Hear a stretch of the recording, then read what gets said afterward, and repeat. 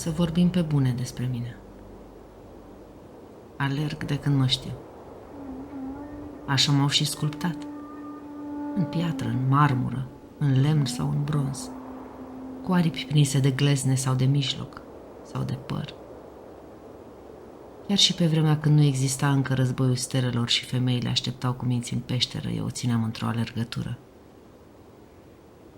Am alergat printre ere glaciare, printre focul furat de la zei, printre unelte și lacrimi.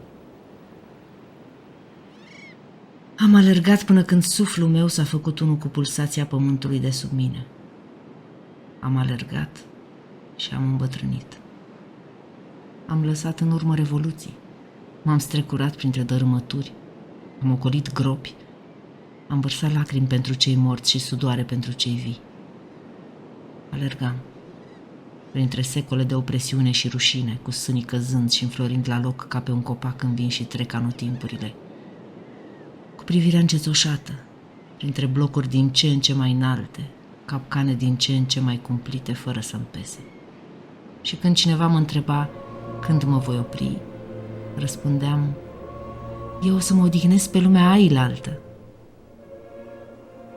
Am alergat după pâine și lapte și gem, după bunăstare și liniște, după reparații ce n-au venit niciodată, după copii încă prea mici să se țină pe propriile lor picioare.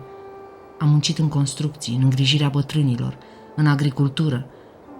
Am cules din mers căpșuni, sparanghel, mere, piersici, portocale, cartofi. Am cules mii de scutece ale unor sugari ce nu erau ai mei. Am construit sub tălpile mele poduri și centre comerciale și centre de relaxare. Am epilat kilometri de fire de păr nedorit. Am ridicat în fugă milioane de piei lăsate. Am ascultat și am alintat. Am învățat să-mi cer scuze în toate limbile pământului. Am cerșit și am fost vândută de colo-colo. Evident, de cine mă putea ajunge, că prinsese în viteză. Am sprintat printre permise de lucru, permise de ședere, vize, contracte, parafe. Am făcut zigzag printre reguli pe care nu le înțelegeam și patroni pe care i-am disprețuit. Am alergat printre insulte, printre marș înapoi la voi în țară. Am strâns fiecare bănuț la piept și am strâns din dinți și am continuat să alerg, mai rapidă ca cel mai rapid Wi-Fi românesc și mai eficientă ca orice blestem românesc. Am alergat cu capul sus, cu privirea înainte, cu cheia de gât, până am ajuns acasă. Acasă am intrat și nu era nimeni. Am aprins televizorul și nu era nimeni. Am deschis frigiderul și nu era nimic. Afară cineva scanda: susținem bucătăria românească. Rebelii se organizaseră în două tabere opuse și aruncau unii în alții, unii cu sushi, ceilalți cu pârjoale, și le-am zis: voi toți copii anarhiști, ce vreți, un nou stăpân? Dar ei se împroșcau, unii cu bulion și unii cu sriracea. M-am uitat în oglindă. Eu nu pentru asta m-am întors în țară. Eu am venit să fiu parte din schimbare, să învăț pe ceilalți cum să alerge mai zdravăn, să aduc un suflu nou, să antrenez copilele ca la Deva, minus abuzurile. Și dacă cineva m-ar fi întrebat, tot aș fi răspuns: eu o să mă odihnesc pe lumea ailaltă. Dar lumea ailaltă era aici. E acum și aici. Și eu tot nu mă pot odihni. Când iau metroul, autobuzul, Uber-ul, bicicleta, trotineta, eu încă alerg pe dinăuntru cu miile de ani în mine.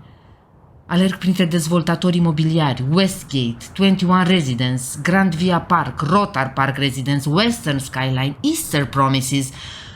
Alerg printre buruieni și șantiere de praf, printre terenuri virane pline de ambrozie și nu din aia pentru zei, printre fosta platformă uremoasă de la Precizie, Coralul Jertului, fosta fabrică Miorița, printre fosta turbomecanica, fosta Apaca, fosta fabrică de ceramică, fosta fabrică de lapte. Brâncuș Rezidens. La masă tăcerii am stat și am plâns. Și eram mulți acolo. Și picioarele lor erau prea grele să mai alerge. De inimi, ce să mai vorbim.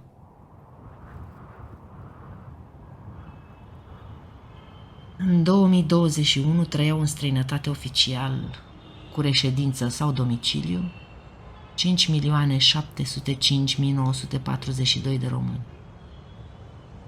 Fără acte, probabil cam încă pe atât. Și unii dintre ei chiar vor să alerge.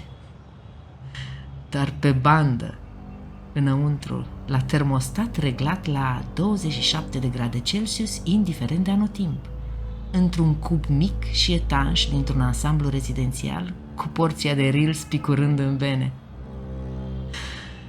Și cine sunt eu să-i judec? Dar pentru libertatea interioară, cine va mai alerga cu mine? Îmi șoptesc pe malul lacului Mori, ăla blestemat.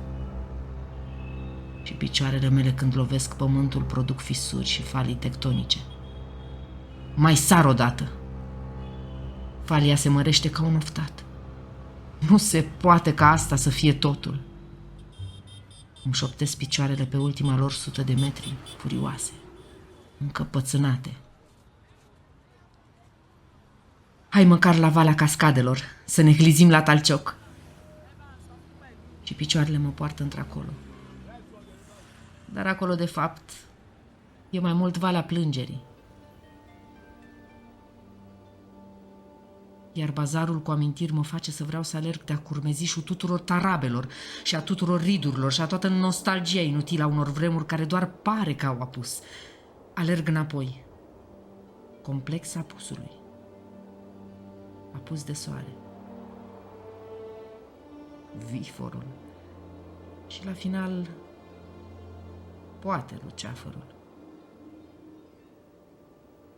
Înapoi pe lacul Mori. Îmi amintesc, pentru că încă de pe atunci alergam pe aici, de cimitirul Crângaș. Era în 1812, 1813. Ciuma bubonică. 10.000 de victime. Vodă Caragea domnea. Aici a fost o mare groapă comună pentru cei morți în epidemie. Un secol jumate după, în 1986, peste 11.000 de rămășiți au fost mutate pe parcursul a 2 luni. Și eu alergam cu ele în brațe să le găsesc alt loc. Groparii și soldații nu mai făceau față. Nici eu nu mai puteam. Alergam cu oasele împrăștiindu-se pe jos, oprindu-mă să le recompun, că eu îmi cinstesc strămoșii.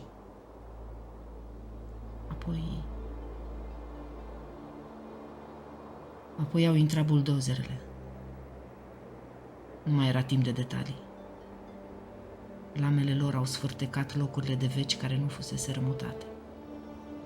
Oase amestecate cu pământ, iar peste locul cimitirului s-au turnat timp de 6 luni nenumărate plăci de beton pentru a acoperi groapa și pentru a forma albii acestui lac, lacul Mori, lacul morții.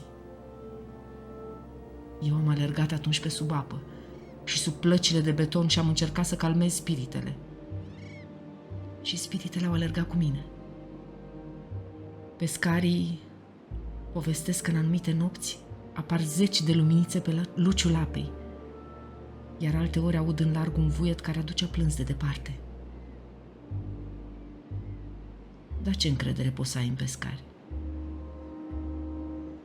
Pescari ce n-au prins niciodată nimic.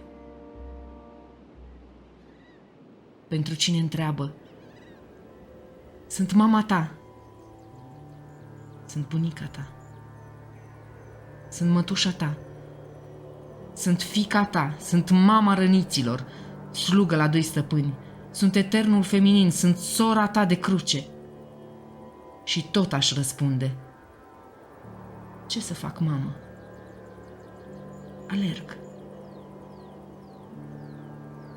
Eu nu o să mă odihnesc pe lumea ailaltă. La fiecare pas alergat, falia se cască în asfalt în urma mea. Gata! Ajunge! Rup Bucureștiul în bucăți. Mai ceva ca la cutremurul din 77. Furia mea va fi mare dacă nu-mi faci pistă, dacă nu-mi faci loc, dacă nu-mi dai voie, dacă nu pot alerga toate secolele pe care le am în față, că nu bag acid hialuronic degeaba. Eu vreau să trăiesc și să alerg. Mă auzi? Mă auzi? Să alerg, să alerg, să alerg. Aici. Aici. Acasă.